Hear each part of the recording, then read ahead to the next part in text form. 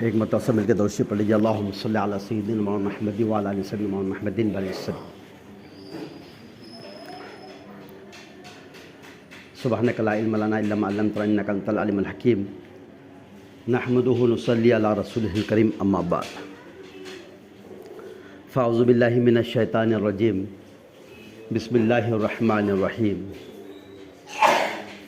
یا ایھا الذین آمنوا ادخلوا فی السلم کافہ، صدق اللہ العظیم۔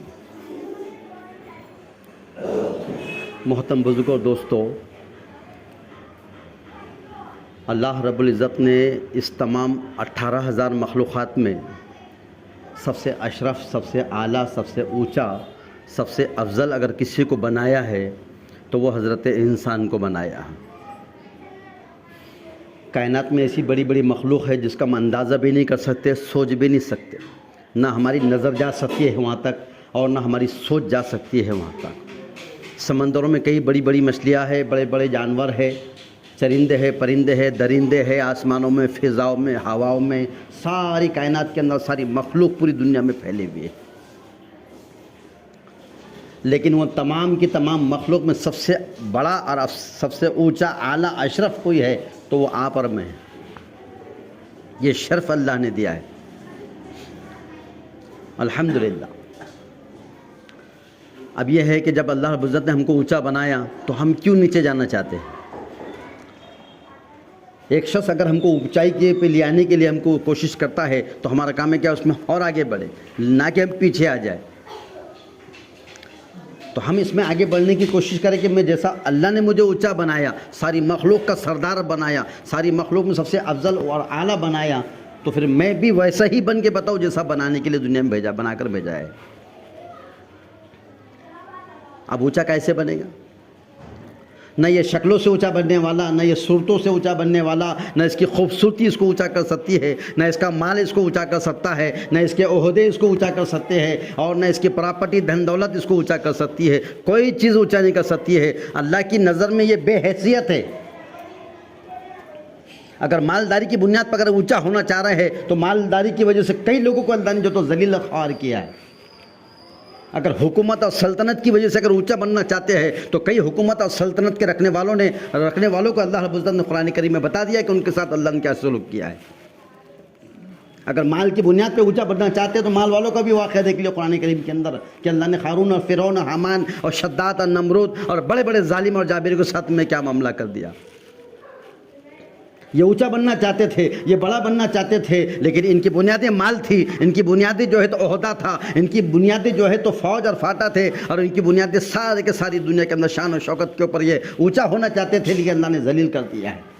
فرعون کو پانی میں ڈبا دیا، اور نمرود کو بھی جو ہے تو اس کے ساتھ میں یہ معاملہ کیا کہ ایک مچھر نے آیا اور جا کے اندر گھسا اور کھوپڑی پھوڑ کے اس کو ختم کر ڈالا۔ شداد کو بھی اندر دھسا دیا گیا۔ تو یہ بڑے ہونے کی بنیادی نہیں ہے، یہ بڑا بننے کی بنیادی نہیں ہے۔ نہ ہمارا مال، نہ ہمارا جو تو عہدہ، نہ ہماری سلطنت، نہ حکومت، نہ ہماری پہ علم، نہ ہمارے پر کچھ بھی نہیں ہے دوستو۔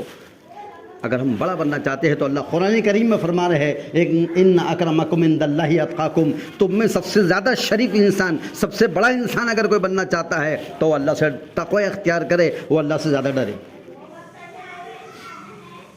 بنیاد بتا دیا گیا ہے کہ اللہ کی نظر میں اگر بڑا بننا چاہتے ہیں، اللہ کے پاس اگر بڑا بننا چاہتے ہیں، اپنا مقام مرتبہ قائم رکھنا چاہتے ہیں، اپنی شان اور شوکت کو باقی رکھنا چاہتے ہیں، تو فرمایا اللہ سے ڈرو۔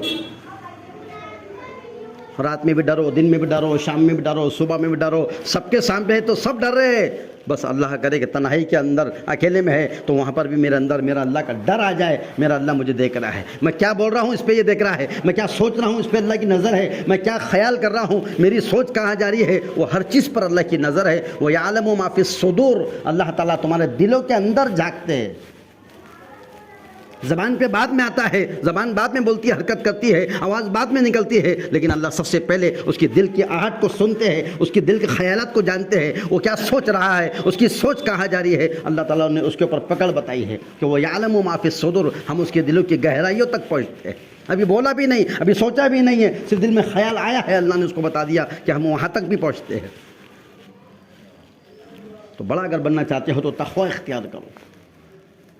اور انسانوں کو اللہ نے دنیا میں جب بھیجا ہے تو صرف جاؤ اور دنیا میں زندگی گزارو اور آ جاؤ، ایسا ہے؟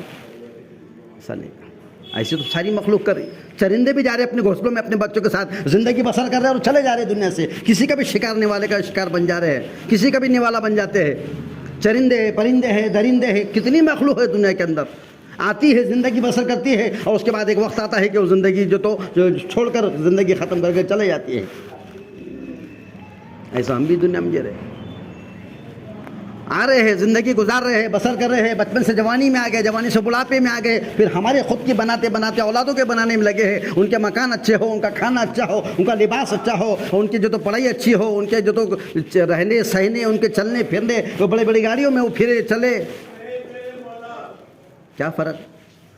وہ چوپائے ہو کے بھی ایسا کر رہے، ہم انسان ہو کے ایسا کر رہے، وہ غیر مسلم ہو کے بھی ایسا کر رہے، اور ہم مسلمان ہو کے بھی ہم ایسا کر رہے۔ یا ایھا الذین آمنوا ادخلوا فی السلم کافہ، اے ایمان والو کہ اسلام میں پورے کے پورے داخل ہو جاؤ۔ جانوروں کی زندگی میں اور انسانوں میں فرق ہے، کافروں کی زندگی میں اور مسلمانوں کی زندگی میں فرق ہے، اور ایک واضح فرق ہے کہ مسلمان جو جیتا ہے وہ شریعت کے ساتھ جیتا ہے، وہ قرآن کے ساتھ جیتا ہے، وہ اسلام کے ساتھ جیتا ہے، وہ احادیث کے ساتھ جیتا ہے، وہ نبی کے اسوہ حسنہ کے ساتھ جیتا ہے، وہ نبی کی زندگی کو سامنے رکھ کر جیتا ہے، اس کے لیے نمونہ صحابہ کرام کی زندگی ہوا کرتی ہے۔ جبکہ غیر جب جیتا ہے نا تو وہ کھانے میں آزاد ہوتا ہے، وہ پینے میں آزاد ہوتا ہے، وہ سونے میں آزاد ہوتا ہے، وہ بولنے میں آزاد ہوتا ہے، وہ چلنے پھرنے میں آزاد ہوتا ہے، جہاں چاہے اپنی خواہشات کو پورا کر لیتا ہے، وہ جہاں چاہے جیسا چاہے کما لیتا ہے، اور جہاں دل بولتا ہے وہاں پر اپنے مالوں کو خرچ کر دیتا ہے، کیونکہ اس پہ شریعت تو ہے پر وہ شریعت کا منکر ہے، انکار کر بیٹھا ہوا ہے اس کو۔ لیکن مسلمان آزاد نہیں ہے، اس کو جکڑا گیا، اس کو صرف پیدا کر کے چھوڑنے دیا ہے کہ یہ پیدا ہم نے کر دیے اور تو اپنی من کی چاہے زندگی گزار لے اور پھر لوٹ کر میرے پاس آئے، ایسا نہیں ہے دوستوں۔ ادھر اس کو جو تو سن بلوغ میں پہنچا رہے ہیں، ابھی ماں کی گود میں پڑا ہوا ہے، ابھی تھوڑا سا جو تو اس نے اٹھنا بیٹھنا شروع کیا ہے، پھر کھڑا ہونا شروع ہوا ہے اور اس کا چلنا شروع ہوا ہے اور تھوڑا سا لڑکپن آ گیا ہے، اس کے بعد ہوتے ہوتے ایک وقت آتا ہے وہ سن بلوغ میں پہنچتا ہے۔ جب تک سن بلوغ میں پہنچتا ہے، جب تک اس پہ کوئی جو تو پابندی نہیں ہے، جب تک اس کے اوپر کوئی جکڑ نہیں ہے، جب تک اس کے اوپر کوئی جو تو معاملہ اس کے پکڑ کر نہیں ہے، کب تک؟ جب سن بلوغ میں جب تک ختم نہیں رکھتا، اور جیسا وہ سن بلوغ میں ختم رکھتا ہے، بالغ ہونے لگتا ہے، تو پھر اس کے اوپر احکامات آ جاتے ہیں، شریعت اس پہ نافذ ہو جاتی ہے، خدا کے حکم پر عمل کرنا اس کے لیے واجب ہو جاتا ہے، طریقوں کے اوپر عمل کرنا اس کے لیے ضرور ہو جاتا ہے۔ کیوں؟ کیونکہ اب سن بلوغ میں ختم رکھا ہے، اس کے سن بلوغ میں ختم رکھنے سے لے کر اس کی موت کے آخری سانس تک اس کے اوپر دین پہ چلنا اور تقوی پہ چلنا اور اللہ کے حکم پہ چلنا اور طریقوں کے اوپر اپنے نبی کے طریقوں کو اپنانا اور شریعت کا پابند ہونا، یہ سب کے سب اس کے لیے ایسا ضروری ہے جیسا کھانا ضروری ہے اور پینا ضروری ہے اور سونا ضروری ہے، اس سے کہیں زیادہ ضروری اس کو دین پہ چلنا ضروری ہے۔ اگر یہ چیز ہمارے اندر سے نکل گئی، شریعتوں کو ہم نے چھوڑ دیا، دین کو ہم نے چھوڑ دیا، پیٹھ کے پیچھے ڈال دیا احکامات کو، اور آزادانہ زندگی گزارنے لگ گئے، جہاں چاہے بولنا شروع ہوگا، جب چاہے جو چاہے سننا شروع ہوگا، جو چاہے ہم نے کھانا شروع کر دیے، اور یہ جسم کے اندر اس کو پیٹ بھرنے کے لیے کوئی اچھے برے کی تمیز نہیں کرے اور ایسے ہی زندگی گزار کے چلے گئے، تو انسانوں کی زندگی اور جانور یہ دونوں میں فرق صرف شکل کا رہے گا۔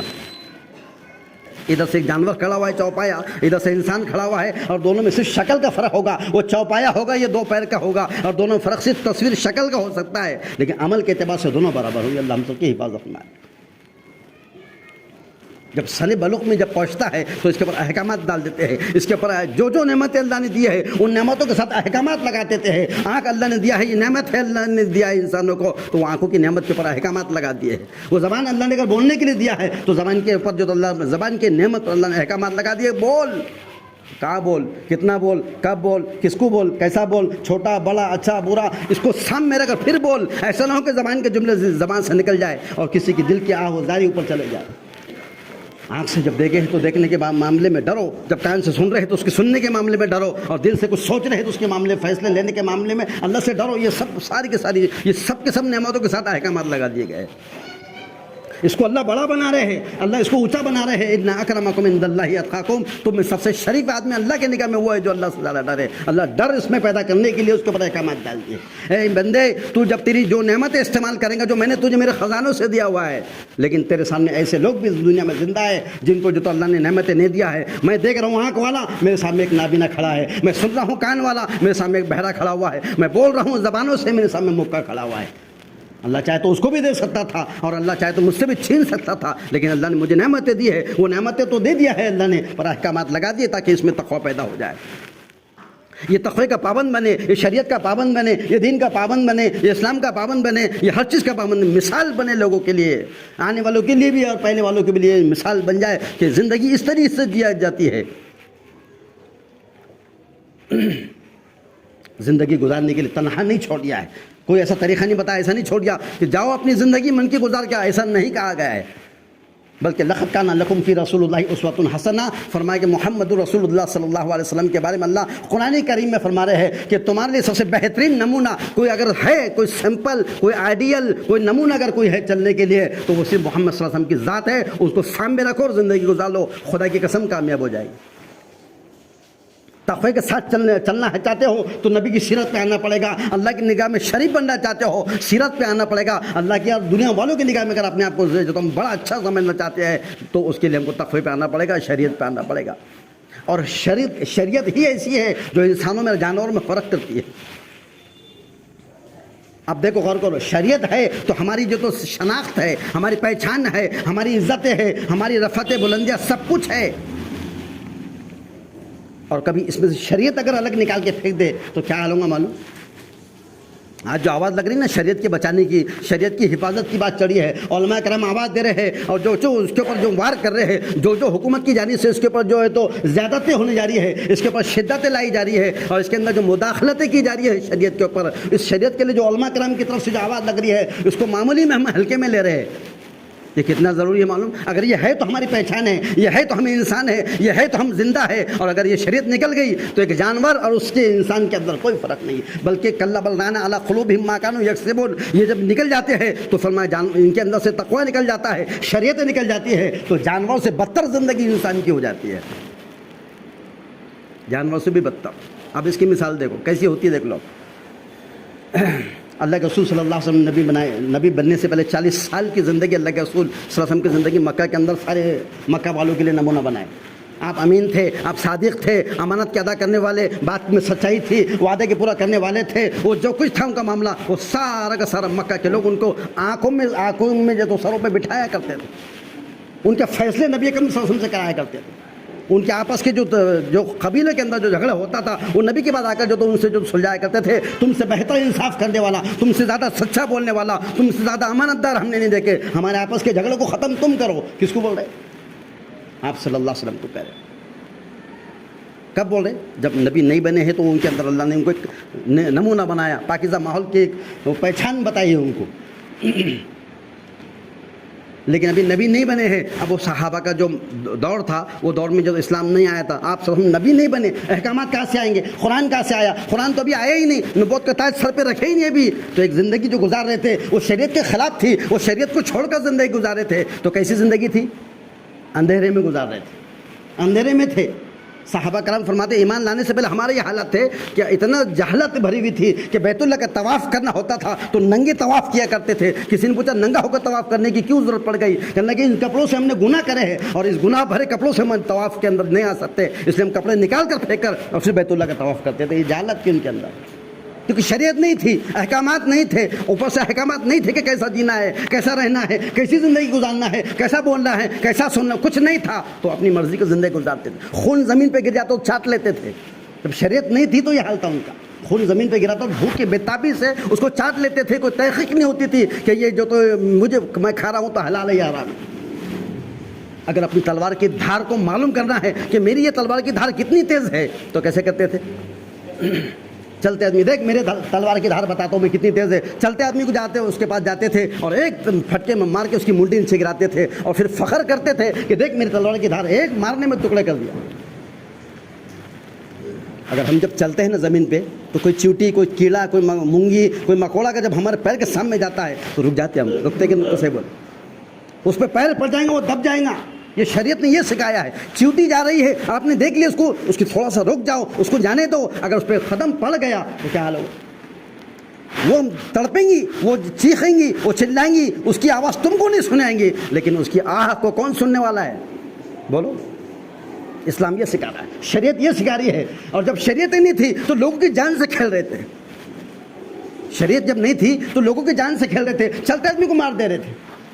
जहालत का आलम ये था, बिल्कुल इतनी ज़्यादा जहालत थी। घर में खूबसूरत अल्लाह ने बेटी दिया, जिगर का टुकड़ा घर में पैदा हुआ है, और ये समझ रहे ये बोझ है मेरे लिए, ये मेरी नाम की बदनामी है, आगे इससे मेरे को नुकसान होने वाला, इससे मैं जलील होना पड़ेगा, इससे मेरा सर झुकाना पड़ेगा, इससे मेरी नाक कटने वाली है। इस डर और खौफ की वजह से वो अपनी बच्ची को उठाते थे, कांधे पे डालते थे, गड्ढा खोदते थे और अपनी जिंदा बच्ची को दफन करके वापस आ जाते थे। क्यों? शरीयत नहीं थी, अहकामात अभी आए नहीं, नबी अभी नबी बने नहीं। पुराना जो पहले का जो शरीयतें थी वो सब अभी बाद में है। जब ये नबी आएंगे जब वो शरीयतें इसमें जम होंगी। अभी नबी नहीं आए, अभी है मौजूद लेकिन नबी नहीं बने हैं, शरीयत का कोई मामला नहीं है, तो फिर वो शरीयत नहीं होने से ऐसी मनचाही जिंदगी गुजारते थे। फिर क्या हुआ? फिर सबसे पहले इक़रा बिस्मि रब्बिकल लज़ी खलक़, सबसे पहली आयत आई, आप सल्लल्लाहु अलैहि वसल्लम पर नबूवत का ताज रखे, अहकामात आ गए।